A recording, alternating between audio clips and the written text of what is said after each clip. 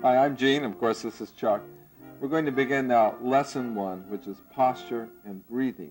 And we'd like to talk a little bit about it, show you some examples, and then we'll try and sum up everything, and then maybe even some homework, if you like, or things that you can try and do on your own to make sure that you understand the principles that we'll be trying to display here. Okay, well, let's start with posture. It seems that breathing is really dependent, firstly, on a good posture.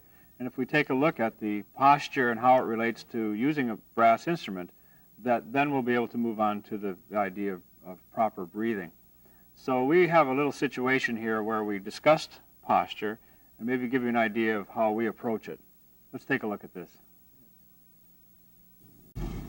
When you're thinking about actually what position to sit in properly so that you are able to distend your breathing apparatus here properly, take in and push out the right amount of air. Gene, would you stand up for me? And would you put the horn in playing position? And get ready to play?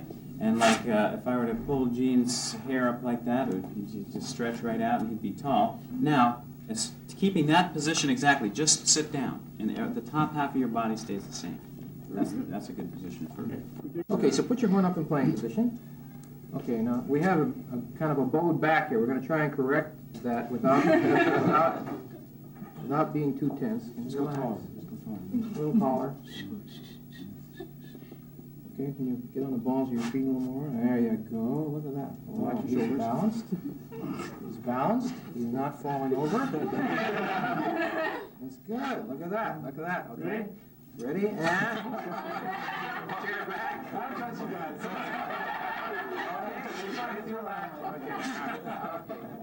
Sit down. Smart, too. Well, this is the way we like to play, right? We like to practice this way because you get tired, you know. But you don't do very well that way, right? Sound strength, funny too. It sounds strange. Well, that's pretty good.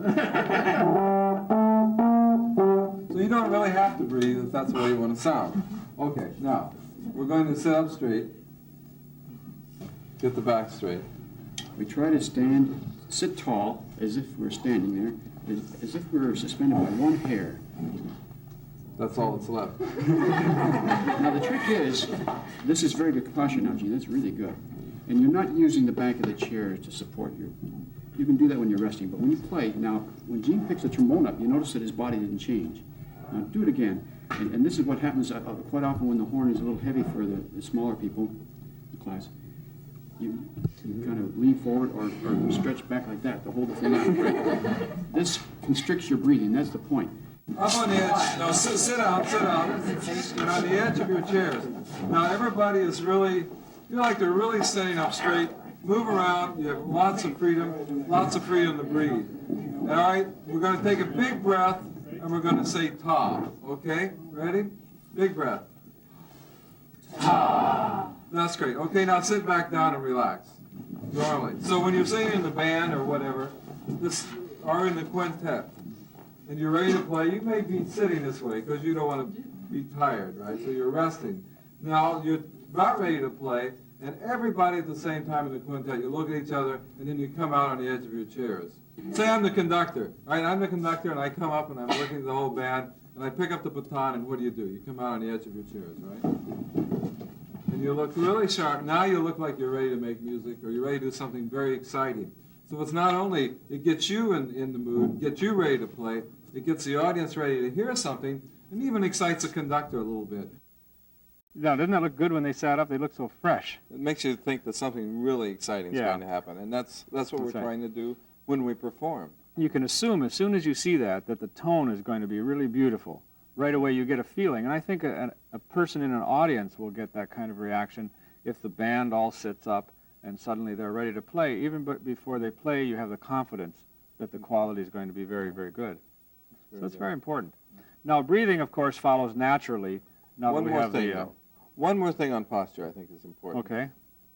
And this is something that you can do yourselves, not in the classroom and not even when you have your instrument, but that is becoming aware of your posture and whether you are slouching or whether you're standing up straight, so that when you do pick up the horn you play, you'll know exactly what you're doing. And one other point that's very important. Wait, now this is 2. Oh, all right, 2 points. That you can help each other. Your friend who plays the trumpet You can see if he's sort of slouched over playing like this. You might just point out, say, you may not notice, but you're not sitting up straight. So we can help each other, just being aware of what the people around us are doing. I think that's a very good idea. We do that a lot in our own group. Let's lot. take a look. Let's take a look at our group playing just a little bit of music here and see how we look.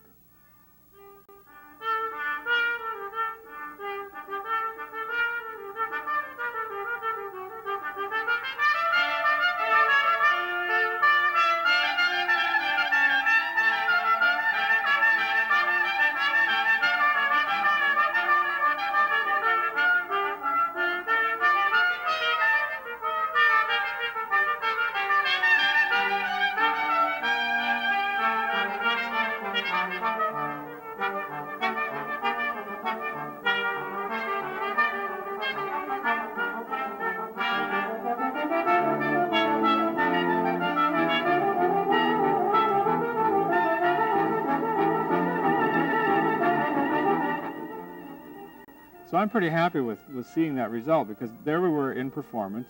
We weren't consciously at that point thinking about posture, but it's something we have spent so much time thinking about that just naturally we look very erect and alert, as you suggested.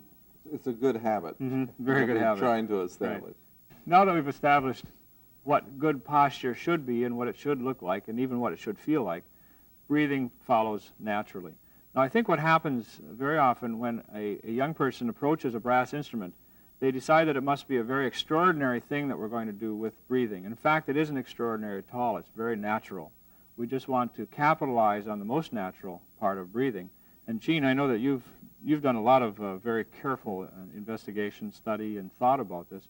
And maybe you can give us just a few really clear, concise pointers on how to take a good breath for playing trombone, for example. A good deep breath, of course. Well, not only trombone, any instrument. And I even think, and this is getting off the subject, but even pianists and violinists have to learn to breathe, to phrase, and to make beautiful music. So what we're doing is making music with the breath. Now, it's a little bit unnatural to take huge breaths and huge quantities of air in when we're not physically exhausted, or when we don't, well, like if you're running around the church. Oh, let's take a look. You know, take a look at this. Then you'll see what we mean. How you naturally take big breaths. This watch it? This is an extraordinary way to demonstrate it. But let's see just what happened here. Yeah. Okay. So what we're going to need to do here is get a really deep breath. Nothing happens until the air makes it happen. We need a full breath where you expand front to here, side to side, top to bottom. Okay. So what I want you to do, put your horn down. We're going to be here, and I want you to run as fast as you can, right around there, and you come back. As soon as you're back, we'll talk to you. Okay, run, run. Okay. Now, while he's gone, what's going to happen is he's going to get really tired. He's going to be puffing when he gets here. Okay. No, don't trip. Okay. Okay. Great. Okay, stop. Okay, now, are you huffing and puffing a little bit? No. No? They have to do it again then. We want him to be really puffing when he gets back, because he'll be breathing perfectly. So you put your horn down. We'll observe him when he gets back. Okay. Now let's take a look at this. He looks a little more tired now. Okay, stop here. Okay, you huffing and puffing yet? A little. A little? Once more. I am. Oh, no, once more. This is good. We need once more. Okay, we want him to get really puffing. Did you ever see it like when a dog pants? Good. Okay. This is going to be a great breath. Okay. Once more. No, just kidding. Okay, you huffing and puffing? Yeah. Okay, now let's watch what happens when you huff and puff. Look at this. Perfect breath. This is absolutely a natural, wonderful breath. Take a real nice deep one now. And out. Another one. Oh, that's great. Now take the mouthpiece. Now buzz that note again on that mouthpiece. Nice deep breath. Okay. Now just let the air out now that you take it in. Now do that to the mouthpiece. Good. I think that really worked, Chuck. But to have to run around the church every time you want to take a deep breath seems to me a bit excessive. Okay, I have another plan then. And Okay. we'll use you as the example. Now, All right. take a very deep breath, but only through your nose. Okay. Okay.